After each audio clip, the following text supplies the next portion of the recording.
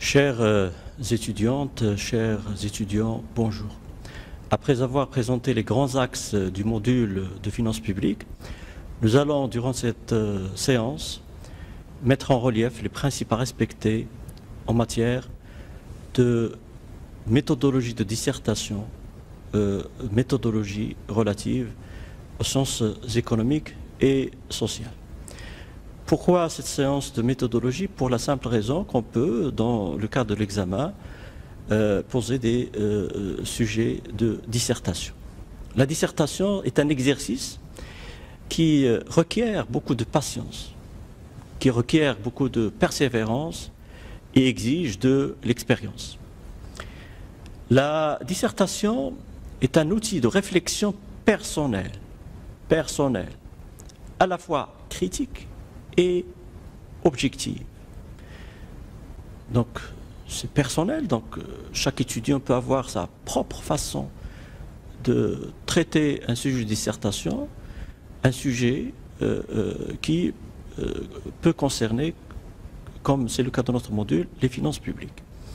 Donc, c'est un outil de dissertation personnel, critique et objective sur un sujet concernant une thématique précise. La thématique qui nous concerne ici, c'est la thématique des finances publiques. Il sera question de traiter le sujet d'une manière pertinente et adéquate. Donc il faut qu'il y ait une adéquation entre la dissertation et le sujet. Il faut qu'il y ait une pertinence dans, disons, l'analyse du sujet. Dans cette dissertation, l'argumentation est fondamentale. Il faut apporter les arguments nécessaires pour étayer les propos et les idées qui seront développés dans le cadre de cette dissertation. Dans l'exercice de dissertation, une chose est fondamentale. Il faut savoir gérer le temps qui est imparti à cette dissertation. Parce qu'on n'a pas le temps libre de préparer la dissertation, nous avons un temps qui est limité. Ça peut être 1h30, ça peut être 2 heures, en fonction des différentes situations. Donc, un élément central, c'est celui de gérer le temps qui est réservé à la dissertation. En sciences économiques et sociales, la dissertation peut être amenée à 3 grandes phases différentes. Pour réussir cette dissertation, je pense qu'il faut se référer à ces 3 grandes phases. La première phase, c'est la phase de compréhension du sujet. La deuxième phase, c'est la phase de formulation de la problématique et d'élaboration du plan. Et la troisième phase, qui est aussi importante, c'est la phase de rédaction. D'abord, il faut comprendre le sujet, c'est un. Deuxièmement, il faut formuler la problématique et il faut élaborer et préparer le plan. Troisièmement, il faut passer à la rédaction.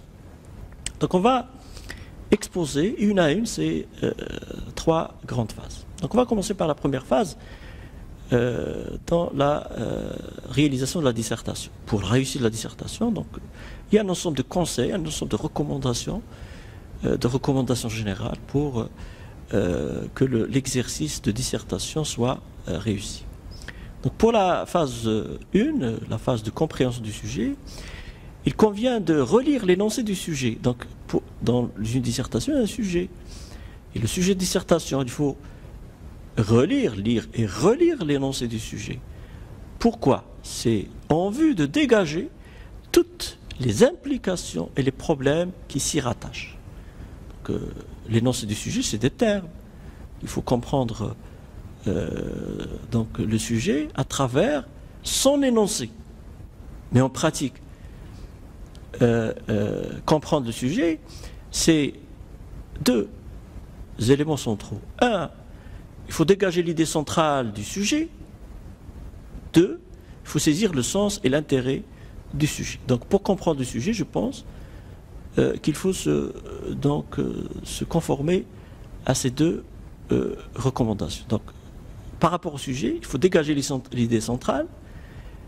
Et par rapport au sujet, deuxièmement, il faut saisir le sens et l'intérêt de ce sujet-là. Donc, pour comprendre le sujet, il faut dégager l'idée centrale du sujet. C'est la première chose à faire. L'idée centrale constitue la synthèse de toutes les questions soulevées et de tous les problèmes posés par le sujet. Donc l'idée centrale, il faut la comprendre. Donc ramener le sujet à une idée centrale. Et la définition de l'idée centrale du sujet est extrêmement importante pour éviter le hors-sujet. Donc lorsqu'on va, par exemple, poser un sujet sur l'exécution, donc l'idée centrale, c'est l'exécution de la loi de finances.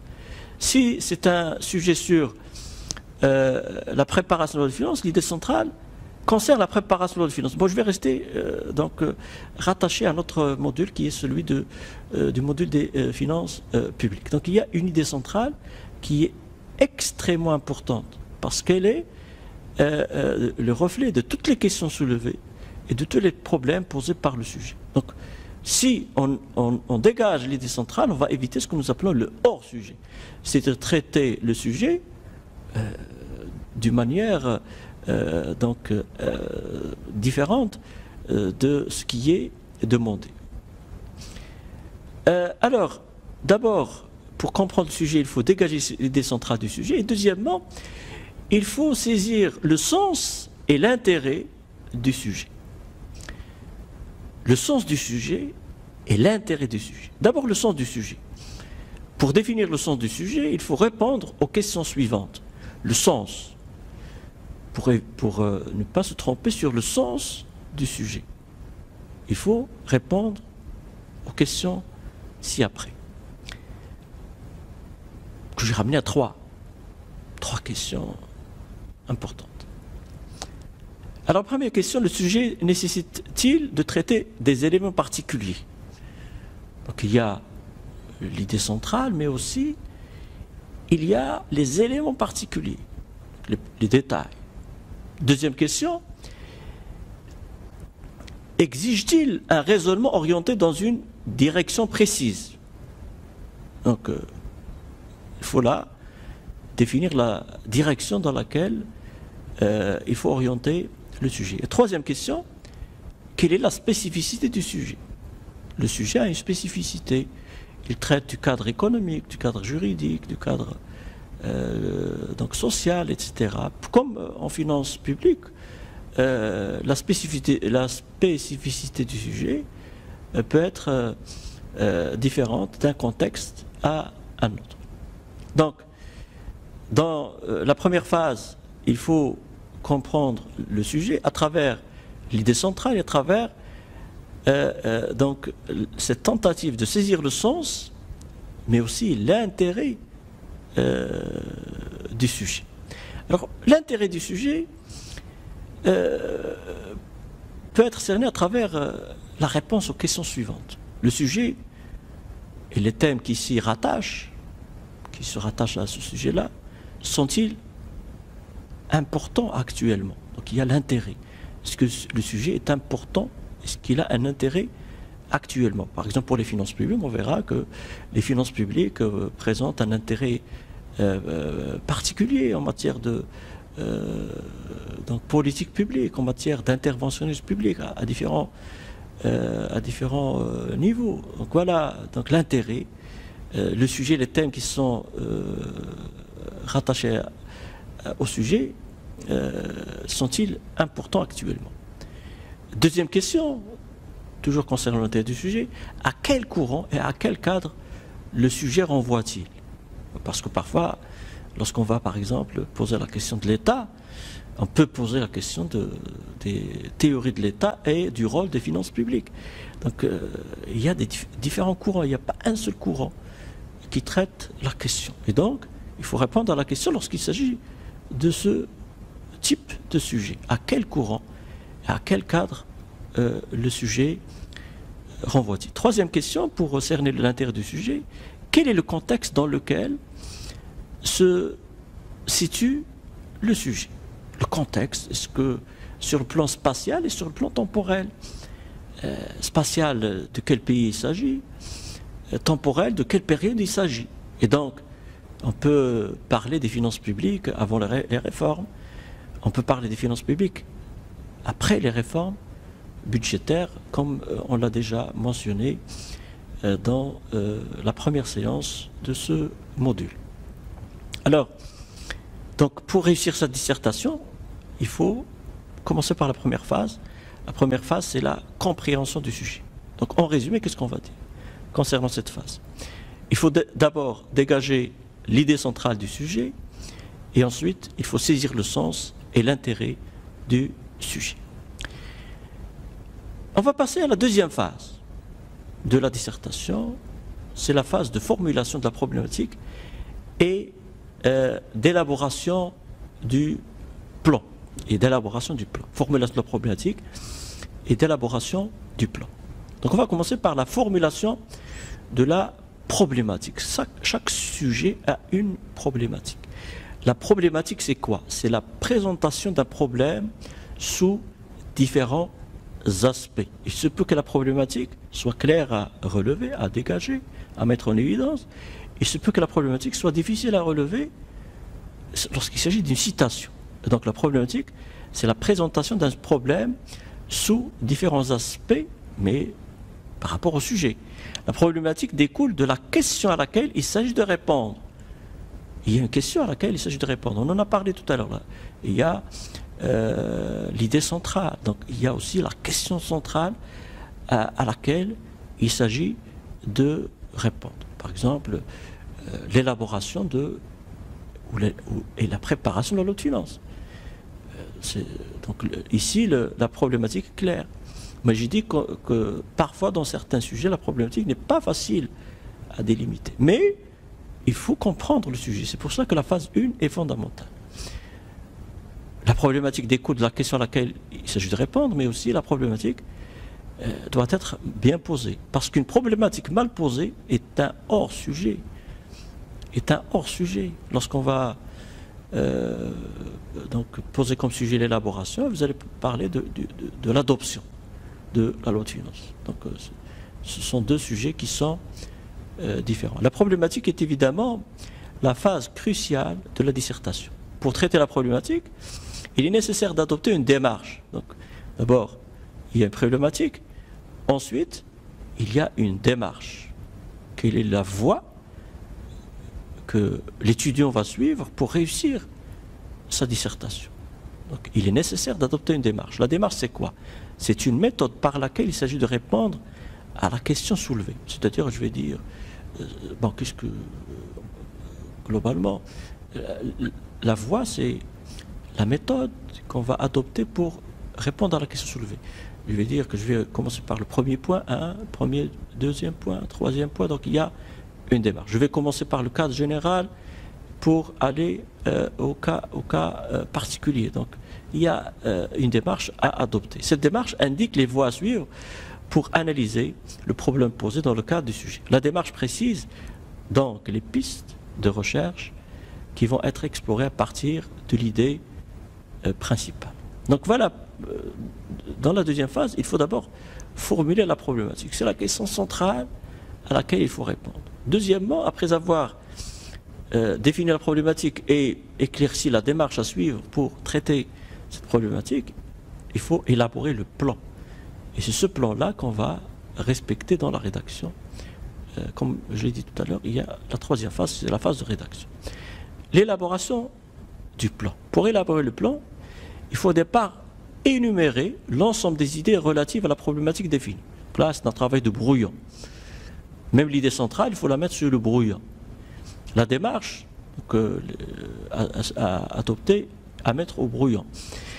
Mais à mettre au brouillon aussi l'ensemble des idées se rapportant au sujet, donc se rapportant à la problématique qui a été définie. Il faut ensuite synthétiser toutes ces idées parce qu'on peut avoir un ensemble varié d'idées, mais il faut les synthétiser, il faut les regrouper pour que l'on puisse former ce que nous appelons les parties de la dissertation. Il faut synthétiser toutes ces idées pour dégager l'idée directrice et donc le fil conducteur. Et il y a le fil conducteur. Le fil conducteur constitue la logique interne de la dissertation et constitue, comme on dit, la vie de la dissertation.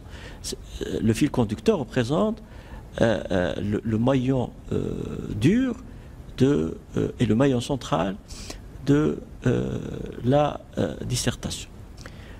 Alors, établir le plan peut se faire, et l'établissement du plan peut se faire en suivant étapes suivantes. Premièrement, noter au brouillon toutes les idées afférentes au questionnement se rapportant à la thématique et aux problèmes liés au sujet, c'est un. Deuxièmement, préciser et affiner les idées à développer en relation avec l'idée centrale. Troisièmement, regrouper ces multiples idées en principales idées. Quatrièmement, classer ces idées selon un fil conducteur. Donc, on commence par les idées, on regroupe ces idées, mais aussi on classe ces idées. Donc, lorsqu'on classe les idées, on peut établir le plan au brouillon. C'est la 5e étape. 6e étape, il faut relire le plan. Il faut relire le plan. Donc, une fois le plan établi, donc c'est un premier plan, c'est un plan qui peut être considéré comme étant provisoire. On peut le relire. Pourquoi? Pour s'assurer, premièrement, qu'il est construit sur un raisonnement progressif, c'est-à-dire qu'il faut passer d'une idée à l'autre selon un ordre logique. Deuxièmement, il faut s'assurer qu'il est cohérent au niveau des idées à développer, cohérent mais aussi interne, cohérent sur le plan interne mais cohérent avec le sujet. Et troisièmement, il faut s'assurer qu'il permet de déboucher sur une réponse à la question centrale. Donc, après la première phase, donc une phase dans laquelle il s'agit de comprendre du sujet, la deuxième phase consiste à formuler la problématique et à élaborer le plan. Dans cette deuxième phase, qu'est-ce qu'on peut dire, pour résumer? Il y a 3 éléments à retenir. Premièrement, il faut prendre le temps d'analyser le sujet d'une manière générale, mais aussi de manière détaillée en vue de dégager la problématique. Deuxièmement, il faut mettre en relief au brouillon, j'insiste beaucoup sur le brouillon, il faut mettre en relief au brouillon toutes les questions ou éléments d'information qui viennent à l'esprit et qui se rapportent au sujet. Troisièmement, il faut organiser les idées selon un fil conducteur. Et dernièrement, quatrièmement, il faut élaborer un plan détaillé selon un ordre logique et cohérent. Après la deuxième phase, donc le plan est établi maintenant, on passe à la rédaction. La dissertation, comme vous le savez depuis les années précédentes, la dissertation comporte 3 parties. Une introduction, un développement, une conclusion. Ça, c'est des choses que vous connaissez déjà. Mais, que doit contenir la conclusion? Comment procéder pour réussir le développement? Et quelle sera la forme de la conclusion? Donc, je vais commencer par l'introduction. L'introduction générale de la dissertation doit comporter en fait 3 parties, généralement. 3 parties. La première partie de l'introduction doit présenter l'intérêt du sujet. Elle doit présenter l'intérêt du sujet, on en a parlé tout à l'heure. Elle doit situer le sujet dans son contexte historique, spatial, etc. Elle doit enfin donner des informations sur le sujet. Donc, premièrement, il faut montrer que le sujet présente un intérêt. C'est comme pour les finances publiques. Inutile de le rappeler. Je pense que les finances publiques présentent un intérêt constant, permanent. Surtout, comme on le sait aujourd'hui, avec la crise sanitaire que le monde connaît, que le Maroc en particulier donc subit. La deuxième partie de l'introduction doit analyser et interroger le sujet. Après avoir présenté l'intérêt du sujet, il faut analyser et interroger le sujet. Autrement dit, il s'agit de définir la problématique et de repérer les questions relatives au sujet et ses présupposés. Vous voyez bien l'intérêt de la phase 1 et de la phase 2. Donc, notre travail est facilité. Dans cette deuxième partie, un questionnement doit apparaître dans l'introduction, soit sous forme interrogative ou sous forme affirmative. Donc, interrogative sur des questions, mais parfois on peut intégrer des questionnements sous forme affirmative. La troisième partie de l'introduction doit présenter les différents points ou les différentes parties qui vont être examinées et analysées. Bien sûr, je vais dire, dans un premier point, on va traiter ça, dans le deuxième point, on traitera le point X, etc. Donc, dans cette troisième partie, il faut présenter, troisième partie de l'introduction, présenter les différents points qui seront examinés et analysés. Il faut donc les annoncer clairement en les hiérarchisant, en les classant.